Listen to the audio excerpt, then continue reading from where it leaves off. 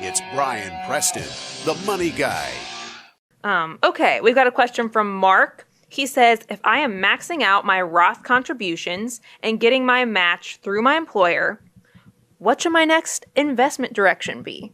I have a feeling you have a great answer for this. Yeah, I mean, it sounds like, look, guys, this is why we have a system. I think so many people are trying to figure out what to do with their next dollar. Yeah, I mean, exactly. that is, you want to make sure you know how to manage your army of dollar bills. And that's why we've kind of created this whole step-by-step guide, is because I want you to know that this works. I mean, it takes advantage of tax laws, takes advantage of keeping your financial life out of the ditch.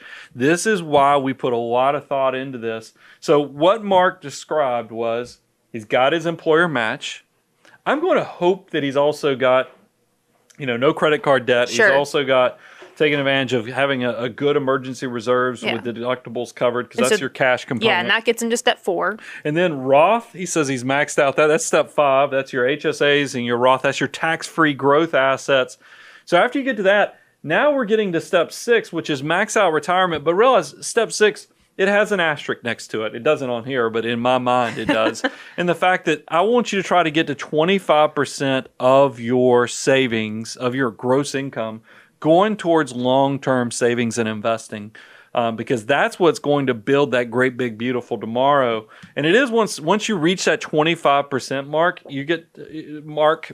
It's kind of funny to get 25% mark. You get to step 7, which is hyperaccumulation. That's where I want you to start building up some of those after-tax assets, because that's going to be your opportunity money. I mean, if you set up if you have taxable money, meaning after tax, you have tax deferred as well as tax free, which are your Roth assets, you're going to be able to take advantage of whatever comes your way. Because what I like about when you get to step 7 that leads into step 8 is that when you are hyper accumulating, you kind of get to then get creative. You can get into the rental property, like we've had several questions asked today. You can get into commercial investing, like we've done with buying a building down the street to put the business in.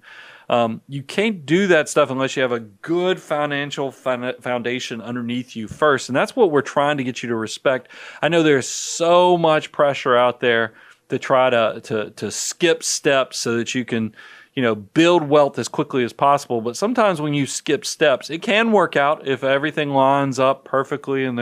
But realize, and that's why I always talk about the skinny dipping when the tide goes out that Warren Buffett mentions, is because when things get ugly, I don't want it to be devastating to you. So that's why we've tried to be very respectful on how do you create wealth, but also not hang yourself out there in a way that you jeopardize the ability to have one bad decision just totally blow up your financial life. Right.